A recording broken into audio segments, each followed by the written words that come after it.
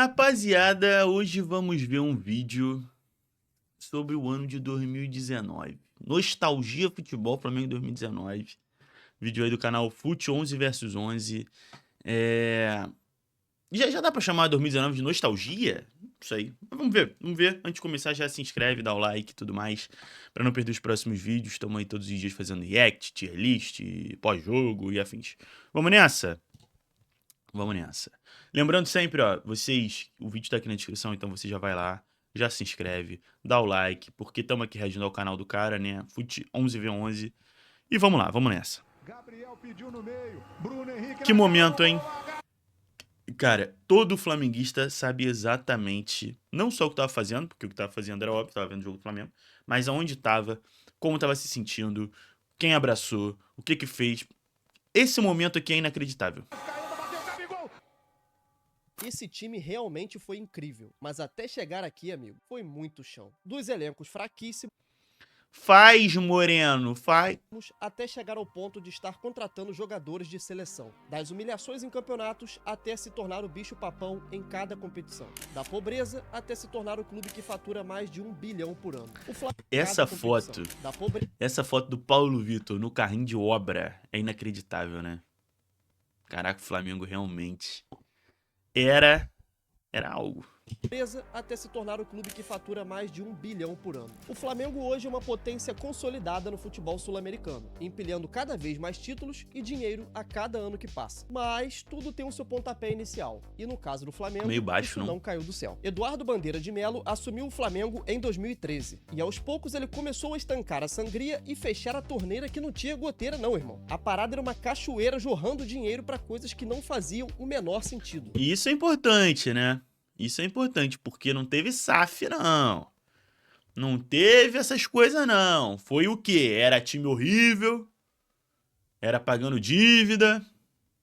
Com essa ideia de cortar gastos, o Flamengo viveu alguns anos complicados, com elencos fraquíssimos a nível brasileiro. Nesse intervalo, o Flamengo ainda conseguiu conquistar uma Copa do... Essa Copa do Brasil é muito importante. Meu Deus do céu. Cara, porque no primeiro ano dessa reconstrução, de fazer o time ser mais modesto, de fazer gastar menos, ganhar logo uma Copa do Brasil, pô, muda tudo. Porque dá um... Porra, se a gente conseguiu com um time horroroso... Tudo bem que depois só foi conseguir em 2019, né? Ganhar outra coisa de relevância. Mas, pô, não tem como. Dá uma tranquilidade, né?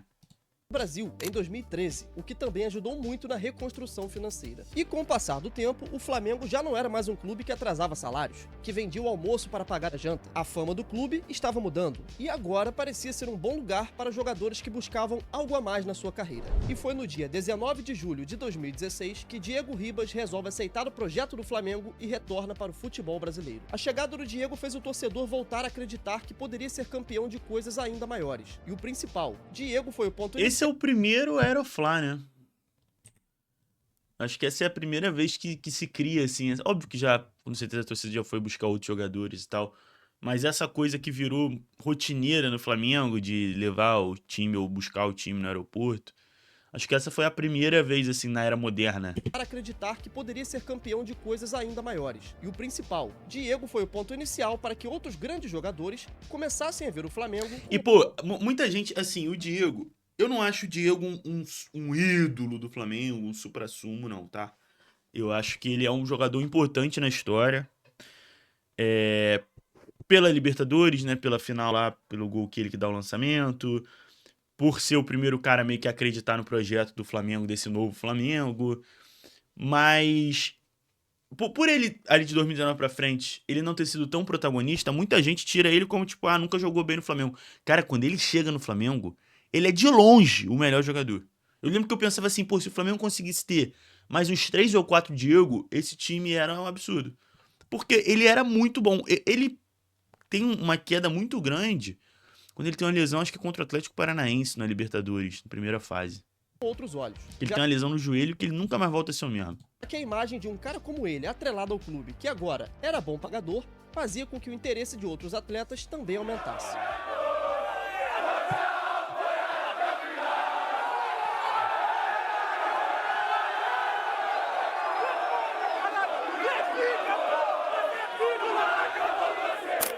E assim assim foi. Essas Um fotos ano são depois, pica. em junho de 2017, Everton Ribeiro assinava com o Flamengo por Esse é 6,5 muito craque também, meu milhões Deus de do céu. euros. Um investimento pesado para a época que passava o recado que o time agora visava coisas maiores, e não só pagamento de dívidas com o elenco limitado. Junto com o Everton Ribeiro, o Flamengo decidiu melhorar não só o seu ataque, mas também a sua defesa. Mas ele demorou a Apostou no engrenar, Diego né? Alves, que na época Demorou a estava engrenar. agarrando no Valência, para ser o novo goleiro do Flamengo. Mas, mesmo com essas novas contratações e já vivendo uma nova realidade, o Flamengo ainda E eu foi acho que eles três, cara, o Diego Alves menos, porque ali em 2019, talvez fale disso, né? Não sei. Mas talvez fale disso. Sobre, em algum momento ele ser um pouco questionado no gol em 2019. Mas menos, porque ele foi o titular. Só que tanto ele quanto o Everton Ribeiro, quanto o Diego, de alguma forma, ficaram um pouco manchados, assim. Tinha um certo... uma certa implicância da torcida. Acho que pelos anos pré-2019 ali. Que foram anos do Flamengo quase chegar e não conseguir. Ficou um certo... assim, é isso. Tanto que, por exemplo, chegava um jogador, o Flamengo contratava qualquer jogador. Todo mundo falava, vai sair o Everton Ribeiro do time titular. Sendo que o Everton Ribeiro muitas vezes era o melhor jogador do time. Tá ligado? E eu acho que isso era um pouco por isso. Por esses anos ali pré-2019 que foram um pouco difíceis. estava com a vergonha, principalmente quando perdeu a final da Sul-Americana em pleno Maracanã. Em uma partida pegada, o Flamengo perdeu no agregado de 3 a 2 Esse jogo é muito para o triste. Independente. Ainda Muito em 2017, o Flamengo chegou Aí, na César final no da gol. Copa do Brasil e, mais uma vez, fracassou. A derrota para o Cruzeiro foi dolorida, principalmente por ter sido nas disputas de pênalti. Diego Ribas desperdiçou sua cobrança e o Cruzeiro saiu campeão da Copa do Brasil. O Flamengo então A gente pode falar muita coisa do Diego, agora pênalti não dava não. Pênalti não dava. Toda vez que tinha cobrança de pênalti e o Diego tava em campo, eu já me batia de desespero. Porque eu falava, meu Deus, ele vai querer bater, porque ele sempre foi um cara de personalidade, mas cobrava mal o bichinho, hein? termina o ano de 2017 com 2 derrotas em finais, perdendo a Sul-Americana para o Independiente. 2017 é um dos anos mais Brasil para o tristes que eu Cruzeiro. já tive Ainda em com o Flamengo, 2017, sinceramente. o Flamengo dava um passo muito importante para a formação do Sinceramente. elenco de 2019. A venda de Vinícius Júnior para o Real Madrid por 45 milhões de euros. Porém, a joia rubro-negra só sairia quando completasse 18 anos. Então, ele ainda tinha até junho de 2018 para mostrar seu futebol pelo Flamengo. Após a venda de Vini Júnior, o rubro-negro carioca estava com os cofres cheios e cada vez mais disposto em investir em jogadores. Então, como resposta às eliminações e à venda da sua principal joia, tivemos a primeira grande amostra do potencial.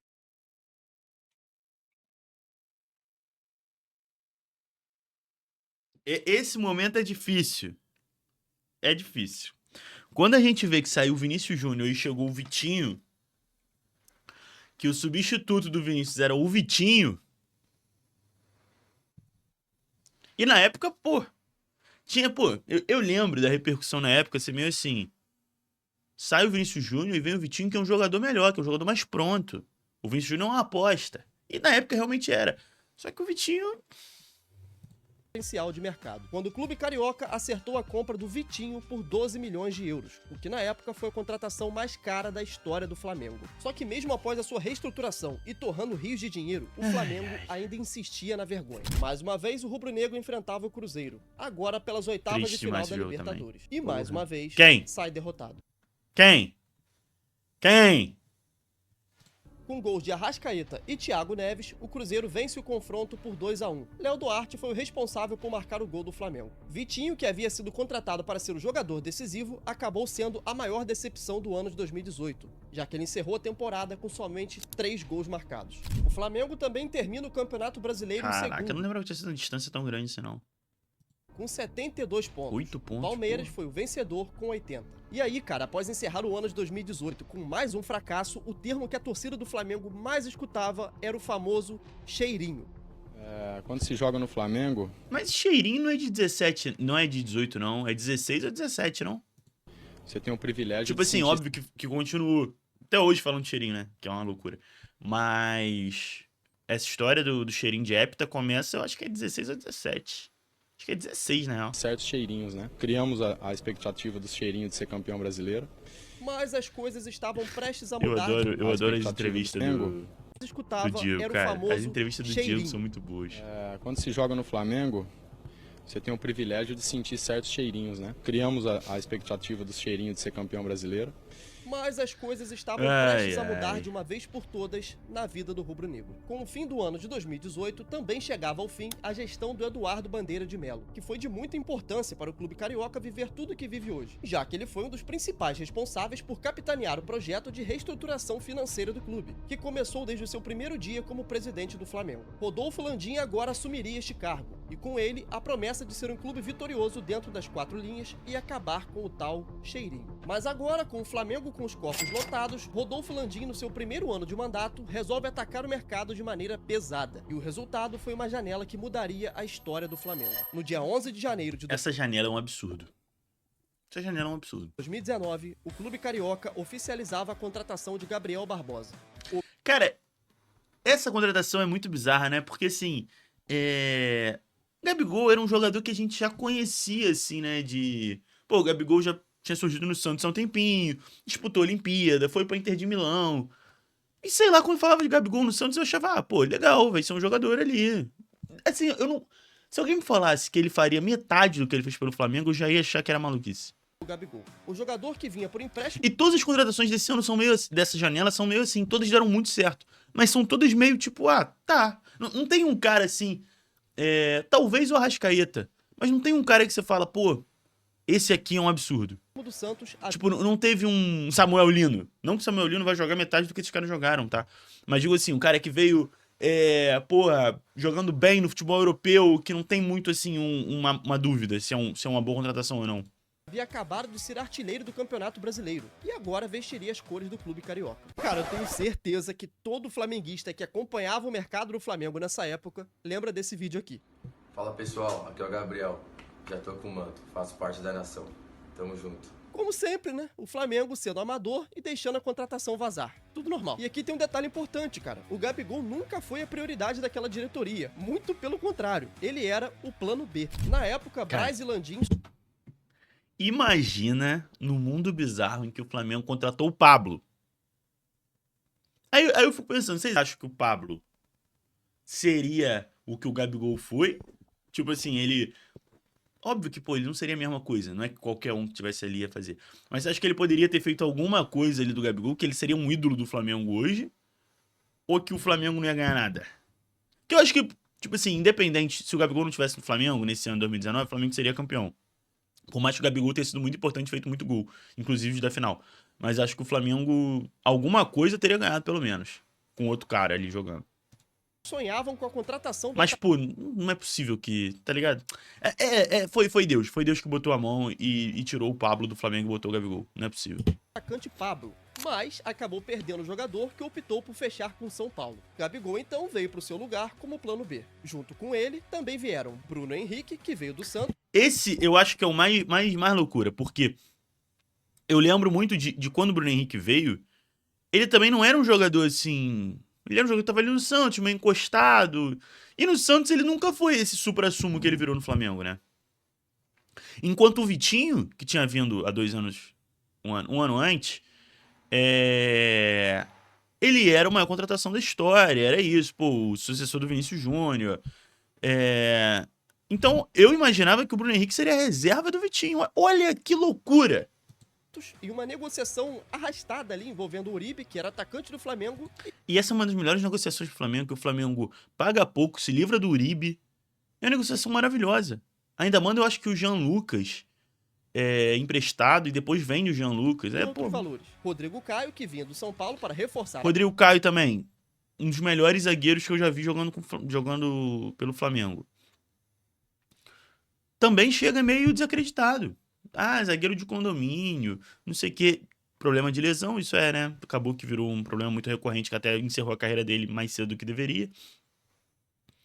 Mas ele também chega meio desacreditado.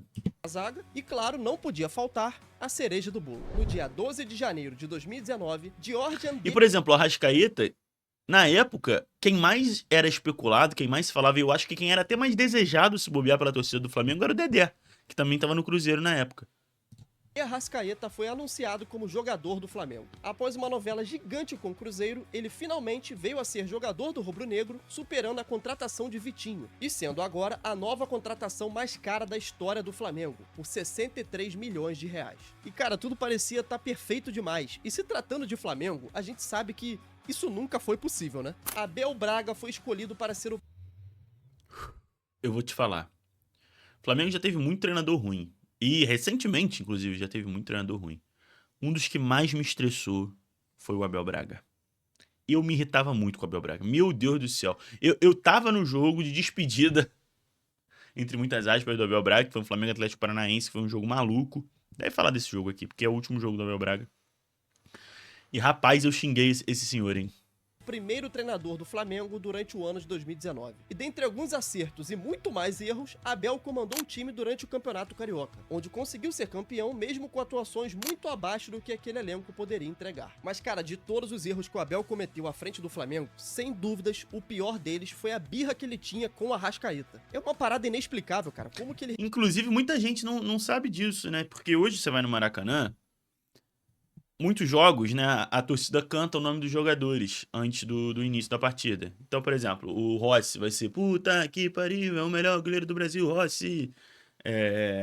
Aí outros vai ser só o nome. O do Arrascaeta é solta o Arrascaeta nessa porra. Muita gente não sabe por que é. Por que é solta o Arrascaeta nessa porra? Porque em 2019, quando ele chega, não soltava o Arrascaeta. O Arrascaeta ficava preso no banco. Então a torcida começou a cantar isso pra ver se botava o Arrascaeta pra jogar, entendeu? Recebeu ali a maior contratação da história do Flamengo, era um jogador muito acima da média e praticamente nunca jogava. Ele sempre começava as partidas no banco. Era rotina, rapaziada. O Flamengo ia jogar, as Não, e eram umas paradas assim, não, porque não pode o Arrascaeta, o Bruno Henrique, não lembro se era o Everton Ribeiro. Tinha mais alguém, eu acho que ele falava que jogava pela esquerda. O Vitinho, talvez, não sei. E ele falava, muita gente pra jogar pela esquerda, não tem tanta esquerda. Aí o Arrascaeta é banco. Sempre vazava e lá estava o Arrascaeta no banco. E aí, somando tudo isso, com o nível baixo das atuações, a torcida do Flamengo perdia paciência. Até porque naquela altura do campeonato, nenhum torcedor tinha mais saco pra historinha de reconstrução. O que é torcida... Não, e o Abel apareceu ali, o perdendo é normal. Ele, nossa senhora, eu acho que isso é uma coisa que eu tinha até me esquecido. Mas as entrevistas dele... Ele falava cada coisa.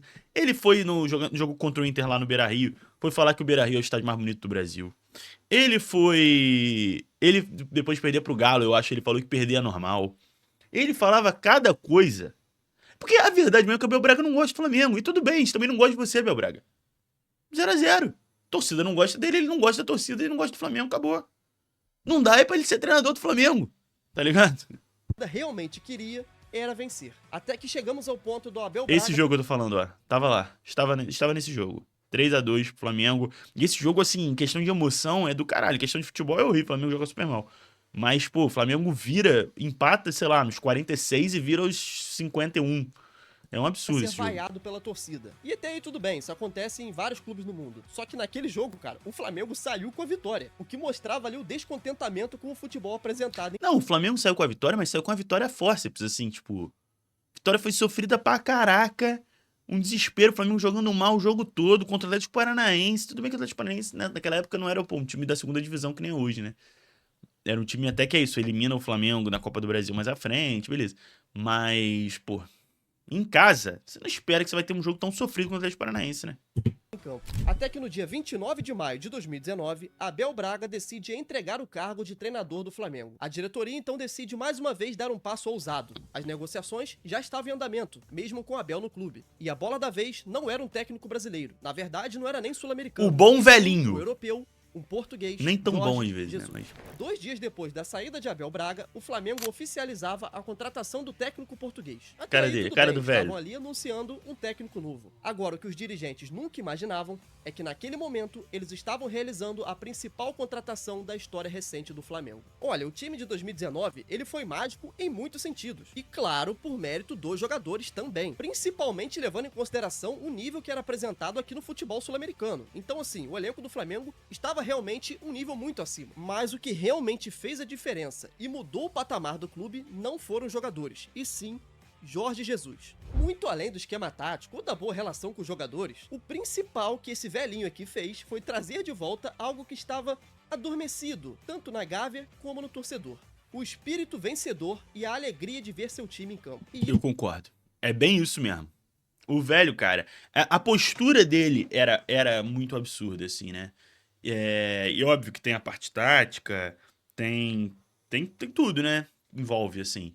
Mas eu acho que a postura dele, da cobrança, eu lembro nessa primeira reunião aqui, essa primeira reunião que ele fala do vencer, vencer, vencer, que tá no hino, que tem que ser assim. E é exatamente isso, cara. Essa tem que ser a postura mesmo dentro de um treinador, de jogadores do Flamengo, direção do Flamengo. Não tem jeito. E além disso, ele é muito bom, né, em todo. Eu acho que ele é um treinador que ele é bom em todos os aspectos. Ele talvez tenha problemas, acho que, de relacionamento a longo prazo, né? Tanto que ele não se mantém muito tempo nos clubes.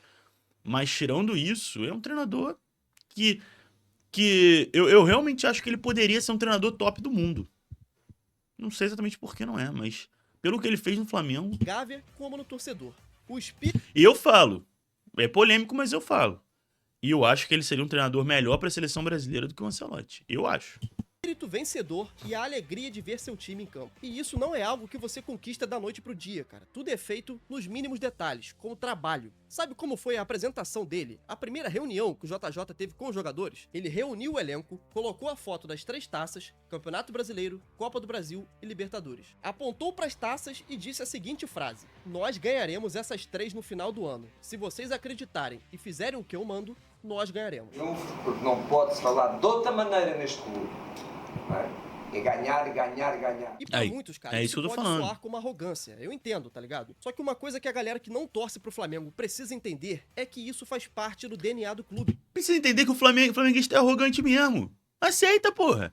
Sempre esteve ali, só que estava adormecido, tá ligado? Era algo que estava ali apagado dentro do torcedor do Flamengo. E claro, né, isso aconteceu devido à sequência de humilhação e vexames que a gente estava passando ano após ano. E aí, do nada, cara, precisou vir um treinador de outro continente chegar aqui no Rio de Janeiro pra poder dar uma palestra pra aqueles caras que estavam lá no elenco, pra todo mundo, cara, não só os jogadores, pros dirigentes, pro diretor de futebol, pro roupeiro, pro cara que ajusta a grama, pra todo mundo, pra elas entenderem que aquele clube não poderia ficar passando vergonha atrás de vergonha igual tava sendo. E que agora, a partir daquele momento, com ele ali no comando, isso não aconteceria mais. O Flamengo teria que voltar ao topo. O Flamengo teria que voltar a ser campeão.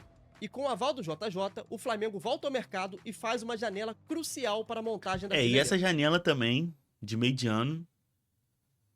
É isso, esse ano é muito abençoado, né? Porque, de fato, óbvio que o Jorge Jesus é um impacto absurdo, né? Mas você vai ver as contratações do Flamengo, não teve uma que deu errado. Não teve uma que não foi muito absurda. Não teve uma que você fala assim, pô, esse aqui jogou mais ou menos. É todo mundo, pô, foi destaque. Se liga nos nomes, mano. Pablo Mari, zagueiro que é Pablo Mari, absurdo, titular, né? Ficou marcado também na história do Flamengo, a dupla ali, ele e Rodrigo Caio, absurdo. atuava na segunda divisão do futebol E espanhol. é isso, jogador que também não é, pô, contratou o jogador que era o destaque de algum lugar. Não, ele era a segunda divisão da Espanha. Então não dá pra dizer que era um jogador certo de se trazer. Comprado por 1 milhão de euros. Rafinha, lateral direito, Rafinha, que chegava de graça absurdo. após o fim Esse do tudo contrato bem, com que o era Bayern de Munique. uma aposta mais certa. Felipe Luiz é a lateral mesma esquerdo, coisa. que também chegava de graça após fim de contrato com o Atlético de Madrid. E pra finalizar, Gerson. Gerson Jogador também era super aposta. Gerson foi caro. Eu lembro que na época muita gente contestou. Gerson, pô, jogador caro. Que jogava aí no Fluminense, Gersoneca, não sei o que. Jogou pra caraca. É traidor? É. Mas, né, em 2019 jogou muito. veio da Roma por 13 milhões de euros. Todos esses jogadores foram titulares e peças importantíssimas para o time, principalmente Rafinha e Felipe Luiz, que chegavam para somar com essa mentalidade vencedora. Esses dois, pô, eu sou muito apaixonado. Sou muito apaixonado. Que isso? Eram caras que já tinham suas carreiras feitas na Europa, sempre foram campeões e queriam ainda mais. Isso é algo que contagia o ambiente, cara, e leva todo mundo a evoluir. E agora, finalmente, o elenco estava montado, o treinador já estava definido, e só restava saber como tudo funcionaria na prática. E eu não sei se você percebeu, cara, mas eu não estou fazendo nenhuma publicidade nesse vídeo. E eu escolhi fazer dessa maneira para que seja mais fluido para você que tá assistindo, cara. Eu não queria que o vídeo tivesse pausas. Então, pô, se você puder me ajudar e deixar um like e se inscrever no canal, vai ajudar muito, mano. Eu já, porque essa decisão de não colocar like, publi no vídeo acaba mas faz isso aí muito também. no que eu ganho, cara. Então, faz pô, se isso aí você puder também. ajudar a divulgar esse vídeo, vai me ajudar demais, valeu? Terminou Agora meu sim, vídeo aqui? vamos voltar Vai pro lá que no vídeo interessa. original, Então, mano, dá o um dos like, muitos elementos que ajudaram se a inscreve formação no daquele canal do time cara, foi o fato tá? de que assim que o Mister assumiu o clube, o Brasil Vamos iniciava a nessa. disputa da Copa América, o que resultou na paralisação. Isso foi muito importante, cara. Porque teve um tempinho, ele teve uma pré-temporada. Então ele pôde pegar os jogadores e falar assim, ó, gente, esquece tudo que vocês aprenderam com o Abel Braga, esquece. E deixa ir embora. E vai ser assim. Foi muito importante isso. Realização dos campeonatos por quase um mês. Assim, o Jorge Jesus teve bastante tempo para conhecer o elenco e começar a colocar as suas ideias em prática nos treinamentos. Então, no dia 29 de junho, o Mister comandou pela primeira vez a equipe principal do Flamengo. Mas não foi um jogo oficial não, cara. Foi lá na... Quem não viu esse amistoso aí? Eu lembro. O jogo, eu acho que foi de manhã. Botei lá na Flá TV na época, né? Que não era Flamengo TV. Tava lá Jorge Jesus falando que o Arão tava mal. E é aquele momento que o flamenguista tem muito isso, né? Tem sempre os pessimistas, mas sempre tem aqueles que se empolgam com qualquer coisa. Eu sou dos que se empolgam com qualquer coisa em geral. E aí eu tava naquela, não, pô, esse Flamengo vai voar, Jorge Jesus é gênio, não sei o quê, e no final das contas foi mesmo. Mas também já me empolguei com outros que não eram. Então nesse momento, o Flamengo dava um passe certo, eu falava, vai lá, olha como é que esse Jorge Jesus, né, mudou o Flamengo. Aquele amistoso que o Flamengo fez contra o Madureira. O rubro-negro venceu por 3-1 e, inclusive, foi nesse jogo que tivemos o clássico Tamal Arão. Atenção, Arão, tá mal, Arão! Tá mal, Arão! Tá reclamando do posicionamento do Arão, hein? Sim, mano, o Tamal Arão foi retirado de um momento do jogo onde o JJ criticava a postura passiva do... E é engraçado que nesse momento o geral falou, né? Finalmente alguém que vai tirar o Arão não vai mais jogar. O Arão foi um dos melhores jogadores do time. Não sei dos melhores, porque o time tinha... Todo mundo jogou bem pra caraca, né? Mas ele foi fundamental, jogou muito. E é um cara que o Jesus ama, né? Depois levou pra outros clubes. Arão. Então, desde ali, o Mister já caiu nas graças da torcida, porque na época, irmão, o Arão era muito criticado e também havia ficado muito marcado pelas outras eliminações que o Flamengo vinha passando, principalmente pela postura do Willian Arão. É aquilo que eu falei também lá no início, quando eu falei dos Diegos e do Everton. Ele também ficou marcado pelos anos anteriores, né? Na marcação, cara. Muitas vezes ali, quem acompanha sabe que o cara... E ele era meio sonolento, O treinador ele ali na beira do campo, gritando, fazia que a torcida se sentisse representada, tá ligado? Tipo assim, porra, finalmente alguém chamou a atenção desse cara, tá ligado? Então, após a volta dos campeonatos, tivemos o primeiro jogo oficial comandado pelo Mister. A expectativa era gigante. Afinal, o Flamengo passou... Thiago Nunes, né? Você teve a chance, Thiago Nunes. Você era o escolhido. Você era o escolhido pra estar nessa final com a gente, pra gente ganhar facinho da LDU. Quase um mês sem jogar. Atlético Paranaense contra Flamengo pelas oitavas de final da Copa do Brasil. E a primeira escalação do jogo... Vamos ver a escalação. Diego Alves, Rodinei, Léo Duarte, Rodrigo Caio, Renê, Vitinho, Arão, Cuejardo, Arrascaeta, Gabriel, Bruno Henrique. Você vê, né? Vitinho, Cuejar. Como o time mudou, né? Ainda não tinha o Mari, ainda não tinha os laterais. Jesus foi bem diferente daquela que se consolidou nos outros jogos. Olhando no papel, ela nem parece tão ruim, né? Mas quando a bola rolou, a coisa não foi tão legal assim não, tá? O time apresentou melhoras na ideia de jogo, dava pra ver que os jogadores queriam fazer algo bem diferente do que era com o Abel Braga, mas ainda estava tudo muito cru. E principalmente, faltava refino para alguns jogadores colocarem em prática tudo que o Mister queria. Mas uma coisa já estava ali desde o primeiro jogo. Eu lembro que isso aqui... Eu não sei se ele... Vamos ver se ele vai falar disso. A dupla Bruno Henrique... Não. Isso aqui, ó, é uma coisa que foi meio desesperadora no primeiro jogo. Porque eu acho que nesse jogo o Flamengo toma uns 2 ou 3 gols. Só que tava impedido. Porque o Flamengo joga com essa linha alta. E é o primeiro jogo, obviamente. Então é a primeira vez que a gente se depara com essa linha alta. E eu lembro que isso matou muita gente do coração, cara. A galera ficava, meu Deus, o Flamengo vai tomar muito gol, não sei o quê, mas uma hora isso vai dar errado. E deu muito certo. Linha alta, pô, era um conceito perfeito do Jorge Jesus aí. E o Mari e o Rodrigo Caio executavam à perfeição mesmo. Mas eu lembro que teve esse desespero de todo mundo falando, caraca, o Flamengo vai jogar assim, vai ser bola nas costas o jogo todo, não vai ter como. E foi uma coisa que era fundamental nesse time. Mas esse primeiro jogo assustou muito. tudo que o Mister queria. Mas uma coisa já estava ali desde o primeiro jogo, a dupla Bruno Henrique e Gabigol. O Bruno Henrique, durante toda a sua carreira, sempre jogou como ponta, mais lá pela esquerda, bem aberto. Só que Jorge Jesus viu ele de outra maneira e tentou encaixar ele como um segundo atacante. E isso já estava lá presente desde o seu primeiro jogo, cara. A ideia dele sempre foi fazer com que Gabigol e Bruno Henrique formassem uma dupla de ataque. E ainda bem que ele insistiu nisso, cara, porque essa ideia criou Eu gosto muito de dupla de ataque no mais geral, letais sabe? que o Flamengo já teve. Mas isso só viria a acontecer no futuro, cara, porque nesse jogo entre o Flamengo e o Atlético, o primeiro do Mister foi bem morno e bem chato de assistir, terminando então em 1-1. O gol do Atlético Paranaense foi marcado por Léo Pereira, quando ele ainda jogava por lá. Já o gol do Flamengo foi marcado por Gabigol. 4 dias depois desse empate, o Flamengo voltou a campo pelo Campeonato Brasileiro, onde passeou e já mostrou o que poderia fazer caso a ideia engrenasse de vez. 6-1 pra cima do Goiás no Maracanã. E é isso que eu falo, a torcida do Flamengo já é otimista. Foi o que eu falei, a torcida do Flamengo já estava animada com o Jorge Jesus por causa do jogo contra o Madureira, porque ganhou de 3-1 do Madureira, porque falou Tamarão. Imagina quando mete 6 gols. Com um show de Arrascaeta, que marcou 3 gols, Esse é um golaço, 2 de Gabigol né? e 1 de Bruno Henrique. O trio dava ali as suas primeiras amostras naquele ano. A principal mudança em relação ao empate contra o Atlético foi a entrada de Rafinha. Esse foi o primeiro jogo do Rafinha, cara. Primeiro jogo do Rafinha, ele faz esse lance aqui. Eu lembro que ali eu falei, o Flamengo tem um lateral direito, finalmente. Desde Léo Moura a gente não viu um lateral direito de qualidade. Qual mudança em relação ao empate contra o Atlético foi a entrada de Rafinha na lateral e a aproximação do Everton Ribeiro com o Arrascaeta. O que criava ali uma linha de passe entre eles que gerou praticamente todas as jogadas de ataque do Flamengo naquela partida. E eu vou falar, isso é uma coisa que nesse time de hoje, eu acho que a gente vai conseguir finalmente voltar a ver também.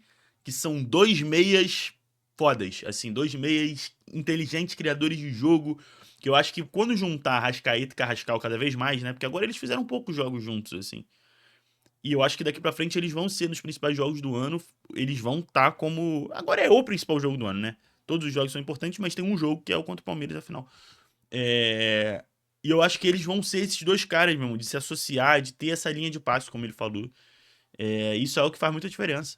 3 dias depois, o jogo dá volta contra o Atlético pela Copa do Brasil, onde o Flamengo mais uma vez empata em 1-1 e é eliminado nos pênaltis, com direito a Diego. Eu vou ser muito sincero com vocês. Eu falei aqui que o Diego é um jogador importante, que o Diego merece muito respeito da torcida, mas nesse dia, o ódio que eu senti do Diego, onde o Flamengo mais uma vez empata em 1-1 e é eliminado. Flamengo eliminado. E é isso, no final das contas, a eliminação foi até boa, porque, né, o Flamengo focou na Libertadores, no Brasileiro e tudo mais. E ganhou o que ganhou. Com direito a Diego Ribas perdendo. Mas essa cobrança não dá. Na primeira cobrança em uma batida ridícula. Pelo amor de Deus, mano. Isso aqui não existe. Mas pra não deixar ele sozinho nessa, Vitinho e Everton Ribeiro também desperdiçaram. E Everton Ribeiro era um bom cobrador, cara. Everton Ribeiro, talvez esse seja o primeiro que ele perdeu no Flamengo. Ele cobrava muito bem. A torcida que vinha embalada após um 6-1 no Goiás teve que assistir ali, ao vivo, o seu time ser eliminado em casa pela Copa do Brasil. No jogo seguinte, o Flamengo visitou o Corinthians pelo Brasileirão e mais o empate. Eu acho que esse empate, agora, né? Empate. Em 1-1. Mas aqui a coisa parecia apresentar melhoras, já que alguns daqueles reforços que eu citei que vieram no meio do ano já estavam jogando no time titular. E o que mais estava fazendo diferença era o Gerson. O Coringa foi titular nesse jogo e já mostrava que seria um diferencial. Mas eu acho que nesse jogo ele é titular, mas pela ponta não, meia direita, não? Acho que ele ainda não joga na posição que ele vem a jogar. Cravaria sua vaga nos 11 iniciais. Até que agora chegamos em um jogo que seria o ponto de virada para aquele elenco. Oitavas de final da Libertadores, o Flamengo viajava até o Equador para enfrentar o Emelec. E o pior parecia estar acontecendo mais uma vez. O Emelec venceu o jogo por 2-0. E como se isso ainda não fosse o bastante, ainda tivemos nesse jogo uma lesão seríssima do Diego Ribas. Foi aqui, logo após essa entrada criminosa... Não, e o cara não tomou, acho que não tomou nem cartão, não foi nem falta, alguma coisa assim. Ele praticamente quebrou a perna. O Mister sei que ele não foi expulso, com certeza. Também cometeu erros, principalmente pelo fato de ter escalado Rafinha na ponta direita, posição onde ele nunca jogava, mano. E foi dessa maneira que o Flamengo voltou para o Brasil, com uma derrota de 2-0 nas costas e uma lesão seríssima no seu capitão que o afastaria do time por meses. Na chegada no aeroporto, uma cobrança calorosa foi feita. Torcedores que já tinham visto esse filme muitas vezes não aguentavam mais vexames na Libertadores. Cobraram então diretamente os jogadores e sobrou até mesmo pro Mister, que encarou ali a nova realidade, né? Agora ele não estava mais em um solo europeu. Aqui o futebol funciona de um jeito bem diferente. E como tudo no Flamengo é essa loucura, no jogo seguinte ele venceu o Botafogo por 3-2. E no final do clássico só se ouvia uma coisa: gritos da torcida acreditando na virada contra o Emelec. E assim foi. O Flamengo recebia o Emelec no Maracanã lotado com 60... Esse jogo, cara, esse pra mim é o jogo... Óbvio que ele não é o jogo que a gente lembra quando fala 2019. Eu acho que o jogo que todo mundo lembra é o 5-0, né? Que com certeza vai se falar mais aqui na frente. Mas pra mim esse é o jogo que marca, assim, tipo... O Flamengo vai ser campeão. Eu lembro que a partir desse jogo eu já tinha essa convicção. Já tinha essa convicção total. Eu acho que na maioria das campanhas, de que quando o time é campeão, tem um momento que você fala, é esse jogo aqui que vai fazer o time ser campeão. E eu lembro que em 2019 foi esse. Porque, assim, não dá pra explicar muito bem, mas é uma coisa que você sente, né? Era um jogo, em geral, passa um pouco por essas coisas, de coisas que você vai exorcizando. Até eu já falei muito, eu acho que nesse ano de 25, que é o que estamos, a gente também passou um pouco por isso, assim, de ir exorcizando demônios recentes, assim, né? Eliminações e tal, e eu acho que em 19 é exatamente isso. Quando o Flamengo se classifica nos pênaltis, eu lembro de sentir bem isso, falar, cara, esse ano é diferente, a gente vai ser campeão. 37 mil torcedores. E a atmosfera gerada na Esse mosaico é muito maneiro. bancada acabou virando uma... Todos os mosaicos de 19 eu lembro que eu gostei. O Pela Copa foi maneiro. Eu acho que até o fim, o último, né, que eu acho que é o contra o Grêmio. Contra o Grêmio, nossa senhora, é muito irado. Pressão feita pelo time do Flamengo. E já no início da partida, resultou em um pênalti sofrido por Rafinha. Esse Gabigol, pênalti então, é meio pega a bola mandrake, né? do Flamengo. E já no início da partida, resultou em... Eu não gosto desse... Até contra o Palmeiras, esse ano a gente teve um pênalti parecido, né, do Arrascaeta. Me incomoda um pouco o jogador se jogar assim. Mas é que o juiz deu, né? E até muita gente fala, o Flamengo só se classificou com esses pênaltis. Se não tivesse sido pênalti aqui, eu acho que o Flamengo conseguiria fazer o 2-0 de qualquer forma em outro lance, entendeu? um pênalti sofrido por Rafinha. Gabigol então pega a bola pra bater e decide... E foi logo no início, né? 9 minutos depois, uma jogada linda de Bruno Henrique que acredita até o final e acha Gabigol livre para finalizar e marcar o segundo gol no jogo. Esse que já era o quarto gol dele na Libertadores, empatando o placar agregado de 2-2. Depois disso, o Flamengo ainda tentou manter esse girinho. Não lembrava desse girinho, não. Dele na Libertadores, empatando o placar agregado de 2-2. Depois disso, o Flamengo ainda tentou manter essa pressão no primeiro tempo, mas o Emelec se fechou totalmente e conseguiu segurar o placar até o intervalo. Na volta, o rubro-negro ainda atacava, mas bem menos incisivo. Os jogadores pareciam estar com um pouco de receio de ir pra cima que nem louco pra tentar decidir e acabar deixando uma brecha pra contra-ataque. Então acabou sendo ali mais 45 minutos de nervoso do que de bola jogada. Sim. Então ali aconteceu o que todo nervoso, mundo temia. inclusive, hein? O Flamengo iria decidir a sua vaga das quartas de final da Libertadores nos pênaltis. Começando as cobranças, Arrascaeta bate o primeiro e converte. Angulo bate para o Emelec e também converte. Bruno Henrique bate o segundo do Flamengo e amplia. Bateu bem, Cortez Bruno bate Henrique. para o Emelec e também converte. Calma aí, que agora é a vez do Flamengo e René na... Essa aí vou te falar pra vocês. Quem não morreu do coração... Eu não sei o que foi pior. Se foi o René cobrando um pênalti ou se é a forma que o René cobra o pênalti. Porque se você é o René... Vamos lá, René. Se você estiver me ouvindo, pensa comigo, tá? Você é o René, que não é exatamente o jogador mais querido pela torcida. Que não é exatamente o jogador mais técnico do mundo.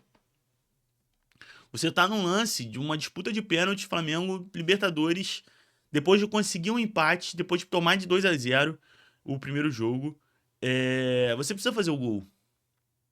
Se eu sou o René, eu ia pensar, meu irmão, eu vou dar um bico com toda a minha força no meio do gol. Eu não vou inventar. A bola tá ali, eu vou correndo e vou dar um bico. Olha como é que o desgraçado do René cobrou. bola. Cara, aqui eu tenho certeza que você trancou tudo. Não passava nem sinal de... Eu juro pra vocês, esse momento parece que ele dura até hoje. Eu consigo lembrar vividamente.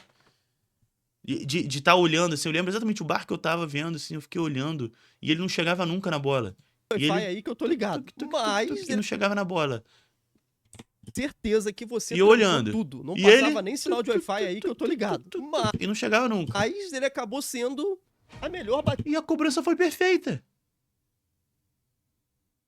Tira da noite. Até hoje eu É não muita sei lá. classe do René Sei Zubo, lá. tá? Então o Arroio veio para a cobrança do Emelec e Diego Alves Diego cresce, defendendo a batida. Depois disso, o Rafinha bate Cara, se você vê isso aqui, você não se lembra de Flamengo e Estudiantes. No caso, quando você viveu o Flamengo e Estudiantes agora e você não lembrou disso aqui, não tem jeito, tá ligado? É a história sendo escrita. o seu pênalti e também converte. Nicolás Queiroz vem para a última batida do Emelec e desperdiça. O Flamengo agora avançava para as quartas de final da Libertadores, suando sangue, mas classificados. Só que agora, mano, no jogo seguinte nós temos um marco muito importante. Gravem essa data, hein? No dia 4 de agosto de 2019, o Flamengo A estreia. A estreia de Felipe Luiz, cara. Felipe Luiz é impressionante, porque ele é um dos jogadores, pô, um jogador importantíssimo na história do Flamengo. Treinador importantíssimo, né, tudo mais. Mas a estreia dele é assim, 3-0 no lombo, com ele tomando bola nas costas o jogo todo. Lá enfrenta ele. o Bahia e perde por 3-0. Esse aqui, inclusive, foi o primeiro jogo do Felipe Luiz como titular pelo Flamengo. E ele já chegou sendo muito criticado por ter perdido na velocidade Esse vídeo dele correndo. nesse lance aqui, ó. É nessas horas, cara, que a gente vê que a grande massa tá Ai, ai. cagando pra futebol europeu. Quem acompanhava o Felipe no Atlético de Madrid, principalmente nessa época, sempre soube que a velocidade nunca foi forte dele, cara. Se você fosse colocar ele pra correr atrás de atacante, você ia se decepcionar quase sempre. Só que por outro lado, ele nunca precisou da velocidade pra poder fazer diferença nos jogos. Mas esse jogo é importante por um motivo. Depois dessa derrota, o Flamengo só voltaria a perder em dezembro de 2019. 4 meses depois, Jorge Jesus, com a chegada de Felipe Luiz, Rafinha, Gerson e Pablo Mari, transformou o Flamengo em uma máquina, alcançando a incrível marca de 29 jogos de invencibilidade. Entre Campeonato Brasileiro Absurdo. e Libertadores, foram 24 vitórias e apenas 5 empates.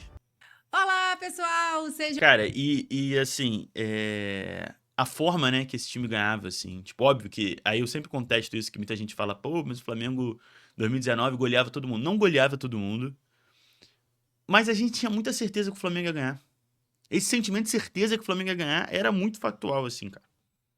Eu lembro muito, assim, de qualquer jogo, eu só ficava esperando a hora que o Flamengo ia ganhar o jogo, porque eu tinha certeza que ia ganhar. Por 3-1, logo depois o Por isso que o jogo contra o River é tão esquisito, porque é o jogo mais importante e é o jogo que no primeiro tempo a gente fala assim, caraca, será que o Flamengo não vai ganhar esse jogo? Era um estranhamento a possibilidade do Flamengo não ganhar um jogo. rival Vasco por 4-1, até que chegamos nas quartas de final da Libertadores, onde o Flamengo enfrentou o Internacional. Pensa numa torcida que tava nervosa, irmão. Então, era do Flamengo. O time finalmente parecia estar encaixado, mas mesmo assim, a torcida ainda tava se cagando de medo. Porque se tratando de Libertadores, cara, o Flamengo sempre foi profissional em fazer vergonha. Mas naquele ano, seria diferente. O primeiro jogo no Maracanã Pela Copa. foi uma aula do Flamengo. Estava Uma nesse vitória jogo por 2-0 com 2 gols de Bruno Henrique e uma partida absurda de Gerson no meio-campo. Isso era uma parada que a torcida simplesmente não estava mais acostumada, cara. O Flamengo venceu num jogo de Libertadores, uma quarta de final, em pleno Maracanã, por 2-0, com tranquilidade. Que tipo de time era esse, tá ligado? Até que no jogo seguinte, pelo Brasileiro, o Flamengo foi até o Nordeste para enfrentar o Ceará. Pô, esse e jogo. venceu por 3-0. Inclusive foi nesse Golaço jogo do que tivemos Arrascaeta. aquele Esse jogo só teve golaço. Foi um golaço do Arrascaeta, um golaço do Pablo Mari. O do Gabigol não foi tão golaço, mas foi um gol bonito também. única bike do Arrascaeta. Um golaço histórico do uruguaio que chegou a disputar o Puskas, inclusive. Cara, esse gol é absurdo. Até E que perdeu, né? chegamos Sabe, no sei lá jogo da como volta esse da gol perdeu Copa no Puskas. Libertadores. Internacional contra Flamengo. Esse jogo também marcou a última partida do Cuejar, que era um Esse jogo, eu vou falar pra vocês, se esse jogo aqui é hoje em dia, se fosse esse Flamengo Internacional aqui hoje, ia ter torcedor do Flamengo reclamando. Ah, que Flamengo, pô, como é que passa esse sufoco contra o Internacional? Ia ter gente reclamando, tô te falando. colombiano Pode que ter jogava certeza. ali pelo meio campo como volante, e a torcida do Flamengo adorava o cara, mano. Só que ele acabou saindo do time em uma transferência Traidor. muito esquisita, cara. Aconteceu ali em cima da hora. Tem boatos aí que é por conta de relacionamento e tal, enfim, eu não vou entrar nesse mérito. Mas a real mesmo é que ele nem fez falta. O Flamengo sofreu um pouco com a pressão inicial do Inter, mas logo depois começou a controlar a partida. Não, assim, o Cuejar não fez falta, mas eu vou te falar que antes, né, ali, em 2018, eu era muito fã do Cuejar. Era, tipo, um jogador favorito do Flamengo. E a forma que ele saiu foi triste, assim. É isso, depois ele, pô, ele é aquele cara que saiu logo antes de dar certo, né? Sabe, sempre tem uma história assim, pô, o cara era sócio da empresa, vendeu a empresa por R$100, a empresa hoje em dia vale 10 bilhões. Sempre tem esse cara, foi meio que o Cuejar. Mas foi triste a saída dele, assim, eu lembro que eu fiquei tipo, porra, o Cuejar vai sair. Agora a gente vai ter que jogar com o Arão. Inclusive, esse foi um jogo absurdo do Filipe Luís, tá? É sempre bom lembrar aqui. O Inter ainda consegue abrir o placar com um gol de cabeça de Rodrigo Lindoso, aos 62 Rodrigo minutos. Lindoso, meu Mas Deus. não foi o suficiente, já que o Arrascaeta rouba a bola, acha Bruno Henrique em velocidade, e aqui eu prefiro deixar o Galvão falar por mim. Partiu, Gabigol tá pedindo, Gabigol tá pedindo, tocou pro Gabigol, bateu! Não é possível você ouvir isso e não vir logo. O Flamengo não tava bem, nós tava na fase ruim. Olha o gol! Olha o gol! Tá ligado? Olha o gol! Olha o gol! Gol! Flamengo!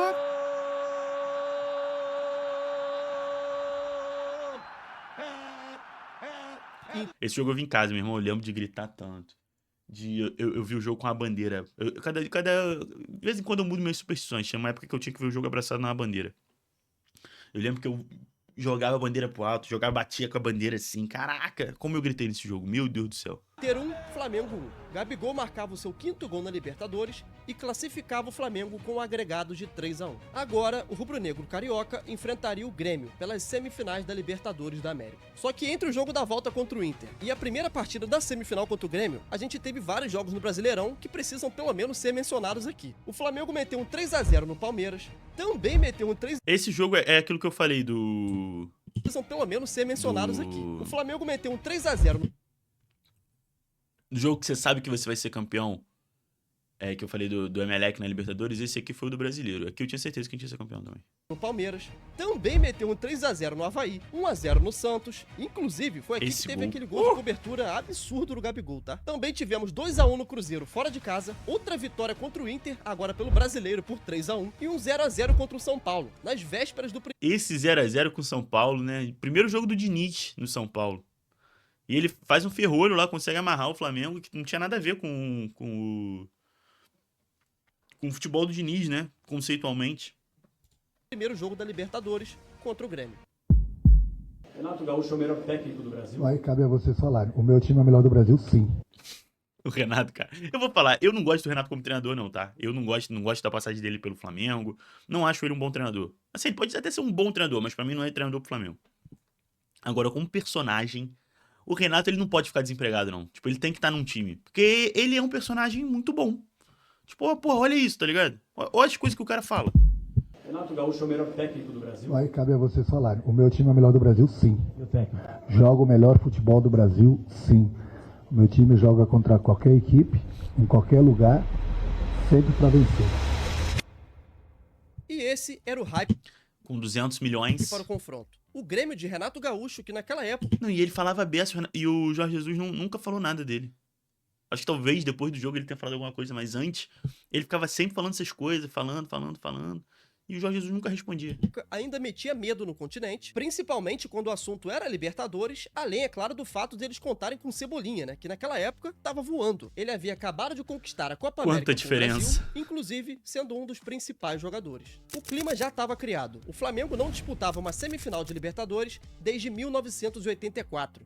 35 anos de espera. Esse jogo marcava também a primeira vez em que o 11 ideal que ficou marcado na história do Flamengo entrava em campo pela Libertadores, já que Cuéllar ainda fazia parte dos 11 iniciais até o último confronto contra o Internacional nas quartas de final. Os 11 eram Diego Alves no gol, Rafinha, Rodrigo Caio, Pablo Mari e Filipe Luís, Arão, Gerson, Everton... Tá aqui, ó. Calma aí.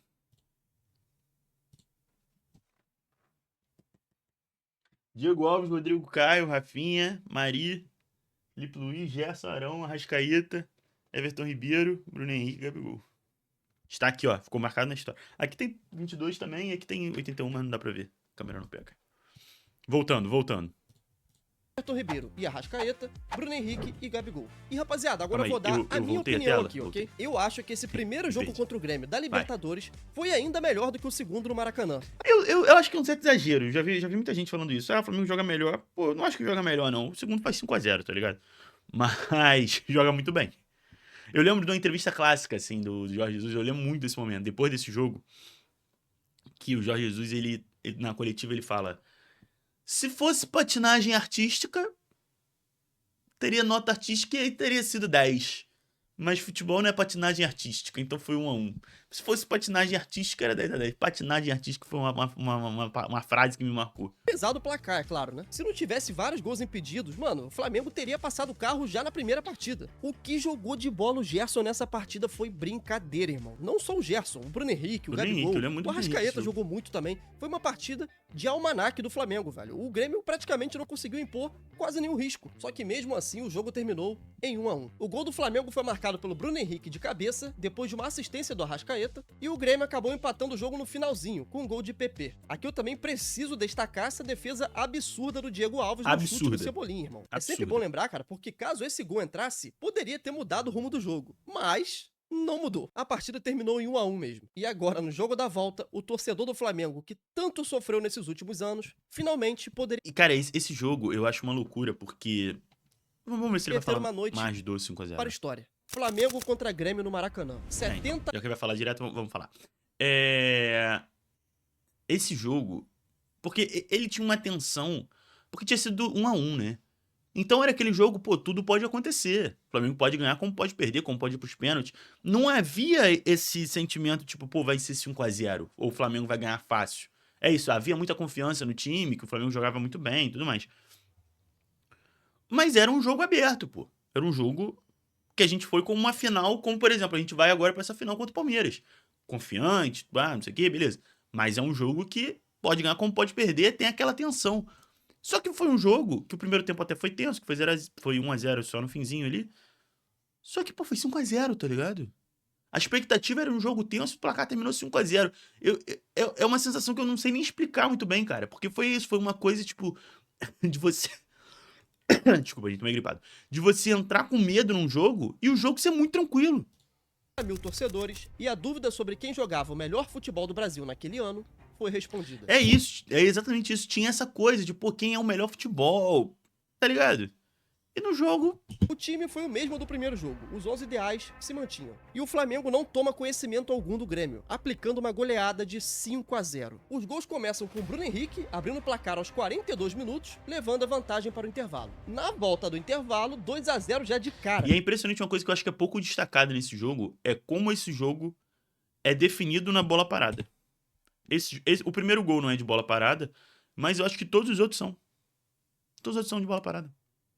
Como o Jorge Jesus, né, e aí entrando na parte um pouco mais tática, como a marcação do Renato lá, que é aquela coisa individual e tal, como o Jorge Jesus entendeu como manipular a zaga do Grêmio e fez todos os gols de bola parada, pô. Absurdo. 42 minutos, levando a vantagem para o intervalo. Na volta do intervalo, 2 a 0 bola já parada. de cara. E um golaço do Gabigol que pega essa sobra dentro da área e manda uma bomba eu acho que de o terceiro é de esquerda. pênalti. Aos 56 minutos, pênalti em Bruno Henrique, que Gabigol cobra Mas e não também não deixa de ser bola parada. 7º gol dele na competição. O Grêmio já estava nocauteado, mas o Flamengo não quis nem saber, irmão. O Pablo Mari se aproveitou e enfiou 4 a 0. Logo depois, Rodrigo Caio completa a goleada, fechando o 5 a 0. Aqui, sinceramente, né, rapaziada, dá pra perceber que o Grêmio não sabia nem mais onde tava, pô. Esse gol é gol de pelada, cara. Além da goleada, esse jogo também ficou marcado pela volta do capitão Diego Ribas, que havia ficado fora por 3 tem um golzinho que ele tinha que ter feito, cara. Paulo Vitor não podia ter defendido com a bola, não sei se vai mostrar. Tratando a lesão na perna que ele sofreu na primeira partida contra ele o Emelec. tinha que ter feito aquele gol. Terceiro gol, o treinador virou pro banco assim, olhou no meu olho e falou, vai aquecer. Quando eu cheguei para aquecer, os outros jogadores meio que pararam de aquecer. Todo mundo queria entrar naquele jogo, mas eles meio que reconheceram que caramba, é o momento do cara jogar. Tomara que coloque eles. Eles torceram por mim ali, sabe? Olha só. Os aplausos começaram com a saída do Gerson. Quando a galera viu o Diego entrando, vibrou muito. E o Everton Ribeiro passou a abraçadeira de capitão pro Diego, viu, Galvão? Era dele a abraçadeira de capitão. Ele se machucou. E na volta o Everton ainda, que mesmo em campo, passa pra ele a abraçadeira de capitão. Bacana isso. Realmente, cara, foi uma noite histórica pro Flamengo. Parece que tudo deu certo, tá ligado? Sim. Foi a tempestade perfeita que resultou naquela partida. Naquele ano, no geral, né? Um amasso completo que resultou... Ah, essa carinha do Renato, cara. Vale ouro. Vale ouro. E a coletiva dele depois desse jogo também é muito boa, que ele fala que do dia de hoje até uma mulher grávida faria um gol na gente. A imagem do Renato Gaúcho na beira do campo, ainda sem saber o que fazer. Naquele momento estava provado... Porque, pô, vergonhão, né? Vergonhão, Renato. É o que eu falei, eu acho ele um personagem absurdo, assim. Personagem muito bom. Tem que ter, sempre. Mas, pô, você falar que você é o melhor do Brasil, não sei o quê, e tomar de 5, tá ligado? Ai, vergonhão. Qual era o melhor futebol do Brasil em 2019. Agora o Flamengo precisava confirmar que também era o melhor time da América. Na grande final da Libertadores, 38 anos depois da sua última participação, contra o River Plate de Marcelo Gallardo, o atual campeão da competição. Mas nesse intervalo do 5-0 contra o Grêmio até a grande final da Libertadores, o Flamengo ainda disputou 7 jogos pelo Campeonato Brasileiro, onde venceu 5 e empatou 2. Com destaque para um 4-1 para cima do Corinthians, o hat-trick de Bruno Henrique. Esse jogo, o hat-trick do Bruno Henrique, mas eu acho que quem joga... Não, o Bruno Henrique joga muito esse jogo mesmo, mas o Gerson joga muito também. Pô, tem um gol do Bruno Henrique, que o Gerson dá um drible da vaca, assim, toca na profundidade do Bruno Henrique, eu acho que encobre o Cássio, que eu acho que até esse gol que tá aqui, né? A foto é desse gol. Pô, é um absurdo esse gol. Henrique, e também o clássico contra o Vasco, que terminou... Estava nesse jogo também, saí muito puto desse jogo, hein? Pra falar a verdade pra vocês. Porque a gente, pô, também jogão, assim, golaço, né? O Bruno Henrique jogou muito também, fez 2 gols. O jogo foi um jogão, assim. Quem olhou de fora foi um jogão, mas... Flamengo, pô, ganhando até isso, fez um gol aos 80, toma um gol aos 93 do Ribamar. Nossa senhora, eu saí muito puto desse jogo. Meu Deus do céu. Em 4-4, onde nós tivemos a clássica fala do Bruno Henrique, que acabou virando bordão na torcida do Flamengo. Então a gente tem que ter cabeça no lugar, porque nós estamos em outro patamar. Mas o Flamengo teve cabeça no lugar ou não? Cara, nós perdemos a cabeça um pouco. Ele é muito bom, cara. Eu amo muito o Bruno Henrique, sério mesmo. Eu amo o Bruno Henrique. O Flamengo já era líder isolado do Brasileirão e agora iria para o seu jogo mais importante do século. Flamengo contra River Plate no dia 23... Cara, é engraçado isso, porque eu lembro... Cara, eu acho que você me perguntar, assim, qualquer detalhe desse dia, não só do jogo, não, do dia como um todo, eu lembro de cada detalhe. Eu lembro de cada coisa, quando que começa a chover, quando que acontece aquilo, o que que eu almocei. Eu lembro tudo. É um dia que, assim, é bizarro, tá marcado na minha memória. Eu acho que essa final desse ano vai ser a mesma coisa. Que eu vou lembrar exatamente tudo. Porque hoje eu já tô tenso, hoje eu já tô pensando nisso. Se eu pudesse, eu ia pra passar o tempo. De novembro de 2019. Falta quanto tempo, gente? Calma aí. Falta quanto tempo esse jogo? Dia 5. Faltam 24 dias. Puta que pariu. O tempo não passa não, cara. Vai. A final seria decidida no Estádio Monumental de Lima. De novo. Ai, eu já tô nervoso. Ai, eu tô nervoso. E com 60 mil torcedores no estádio, um misto de argentinos e de rubro-negros, o Flamengo foi a campo com seu 11 ideal. O clima, irmão, era de parto, tá ligado? Qualquer toquinho na bola parecia que era uma tijolada. Exatamente. Os jogadores do Flamengo, irmão, todo mundo tava claramente... Felipe Luiz. Vamos conversar aqui, Felipe Luiz. Desculpa. Você não fez uma boa final em 2019. Em 22 você saiu machucado. Agora, como treinador, eu sei que você vai se redimir, Felipe Luiz. Eu confio em você, Felipe Luiz. Muito nervoso ali nos primeiros 10 minutos de partida. Já os jogadores do River pareciam estar bem de boa, cara. A pressão realmente estava toda pro lado do Flamengo, que não chegava uma final há 38 anos. Somando tudo isso a um calor absurdo que tava no dia, a gente teve ali, irmão, um primeiro tempo terrível do Flamengo. O River do Marcelo Gallardo surpreendeu a todo mundo no início do jogo, porque não quis saber de adotar a postura defensiva não, mano. Eles marcaram em cima durante praticamente todo o primeiro tempo. Uma pressão absurda. Estavam ganhando. Eu vou vendo os lances, eu vou lembrando o sentimento assim de quase morte que eu tive, cara. Lembra esse lance aqui, ó. Esse não. Durante praticamente todo o primeiro... Mas esse aqui eu lembro de que eu tava tipo assim, aqui eu vou desencarnar. Primeiro tempo. Olha isso, cara. Se ele cruza essa bola aqui. Se ele dá essa bola aqui, ó. Não tem como o Mari chegar, não tem como o Diego Alves chegar. Se o cara conseguir, é gol. Uma pressão absurda. Estavam ganhando todas as divididas, minavam as trocas de passe do Flamengo com faltas, fizeram o primeiro tempo... Gabigol não jogou nada. Toda bola que eu não Gabigol ele perdia. Manual mesmo, tá ligado? Eles pareciam ter o antídoto para vencer o Flamengo, que até então era imparável. Até que aos 15 minutos do primeiro tempo, Borré abre o placar para o River Plate. Em uma jogada... E eu tenho uma teoria que se o Flamengo for jogar contra qualquer time, o jogador com o nome mais escroto do time vai fazer um gol no Flamengo. Tá? O Flamengo foi jogar contra, porra, sei lá, Cruzeiro. Se tiver um jogador chamado... Bagulhos vai fazer um gol no Flamengo, entendeu? É assim que funciona. Eu sempre tive essa teoria. Aí o Flamengo toma um gol do cara chamado Borré. Eu lembro que um amigo meu mandou uma mensagem assim... Não, ele mandou uma mensagem não, ele fez um tweet. Ele falou assim... Borré is Danil Cabanhas? Eu guardei aquilo, eu vi aquilo no intervalo, eu guardei, meu irmão. Eu guardei. Quando o Flamengo ganhou também, eu xinguei ele de tudo. Que parecia que não daria em nada, Gerson e Arão acabam ficando na indecisão de quem Como é que numa final de Libertadores você deixa pro seu amiguinho dentro da área? Bica essa porra, meu irmão. Tiraria a bola. Nenhum dos dois tira e ela sobra nos pés do Borré, que finaliza no canto do Diego Alves para abrir o placar para... E eu lembro que eu ficava... A gente vai ficando meio maluco nesses momentos, né? Eu lembro que eu ficava pensando assim no intervalo, depois desse gol, eu ficava pensando... Se eu tivesse lá no vestiário, eu ia falar pro Ilharão e pro Gerson. Vocês fizeram merda. Vocês fizeram merda. Vocês têm a chance de corrigir essa merda. Se vocês não corrigirem essa merda nesses próximos 45 minutos, vocês vão lembrar disso pro resto da vida de vocês. Aproveita esses 45 minutos. Eu ia falar isso pra eles, eu ficava pensando isso. Felizmente eles não... Não sei se alguém falou, né? Mas eu não pude. Não me ouviram.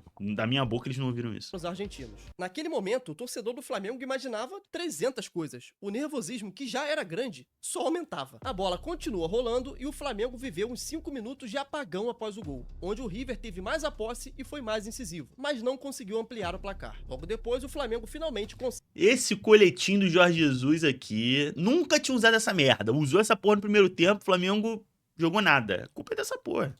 Consegue se acalmar e voltar para o jogo. Chegamos então no intervalo, onde o River ainda vencia por 1-0. Os dois times voltaram sem alterações. O Flamengo, logo aos 10 do segundo tempo, já era melhor na partida. Não só por mérito próprio, eu vejo essa porra me dar também nervoso pelo até fato hoje. dos jogadores do River estarem extremamente cansados. Eu sei como Até porque aconteceu, eu sei que foi era incrível, eu sei que foi impossível campeão, realizar toda mas... aquela marcação que eles fizeram no primeiro tempo Me deixa durante tenso, 90 minutos. Com isso, o Flamengo foi se Esse soltando, gol. mas ainda não ameaçava de fato o gol dos argentinos. Então, aos 66 minutos, o Flamengo, que já era melhor, fez a sua primeira alteração. Já Diego no time do Flamengo. Cara extremamente experiente no momento desse. Estaria planejando Jorge Jesus. Ele treinou com o Diego durante a semana. Sai Gerson e entra Diego Ribas. Inclusive, essa partida do Gerson é pra ele esquecer, irmão. O cara não jogou nada. O River responde logo 3 minutos depois, tirando o Nacho, que estava fazendo uma partidaça, e colocando o jovem Julian Álvares. E aos 75 minutos, sai O rubro-negro Lucas Prato. É Borré, o autor do gol, para a entrada de Lucas Prato. O Flamengo, a essa altura, dominava o jogo, tendo algumas chances com Everton Ribeiro e outra que o Arrascaeta... Isso também é verdade, é porque no dia do jogo, na tensão do jogo, a gente não conseguia ter essa clareza. Mas o segundo tempo é do Flamengo, o primeiro tempo é do River, o segundo tempo é do Flamengo. Só que quando você tá perdendo de 1-0, jogo tenso assim, você não consegue ver, tipo, estamos chegando. Você tá tenso, desesperado, tem que fazer um gol logo. Porque ninguém imagina que vai fazer 2 em 5 minutos. Puxa uma bike, mas não arruma nada. E aí, mano, aos 89 minutos... Aqui eu fiquei meio puto com o Arrascaeta, não vou enganar vocês, não. E outra que o Arrascaeta puxa uma bike, Esse é aquele momento que você fala assim, vai se fuder. Querer inventar? Flamengo nessa situação, você quer dar bicicletinha? Eu lembro que eu fiquei meio assim, nesse momento é que eu fiquei meio assim. E aí, mano, aos 89 minutos, uma jogada que parecia que não resultaria em nada, Diego Ribas dá o combate, Arrascaeta também insiste, ele avança e toca para Bruno Henrique. Aqui o Bruno recebe e conduz bem devagar. A marcação do River já chega e fecha o espaço. E aqui, rapaziada, qualquer outro jogador no lugar do Bruno Henrique, aos 88 minutos, perdendo o jogo por 1-0, faria o que nessa jogada? Receberia e cruzaria para a área. E seja o que Deus quiser. Mas é aí que o Bruno Henrique surpreende. Ele vê que a marcação já fechou o espaço, decide voltar com calma, segurando a bola, até que ele vai pra cima novamente, dá um drible e acha um espaço que, mano, ninguém esperava. Nem o Arrascaeta se ligou que ele faria aquilo. E mesmo assim, na raça, o Arrascaeta consegue arrancar e chegar na bola no carrinho antes do zagueiro, pra achar Gabigol livre pra empatar o jogo. Olha, cara, a jogada toda é linda. Eu vou falar pra vocês. Eu não consegui comemorar esse gol na hora. Eu comemorei, óbvio, gol.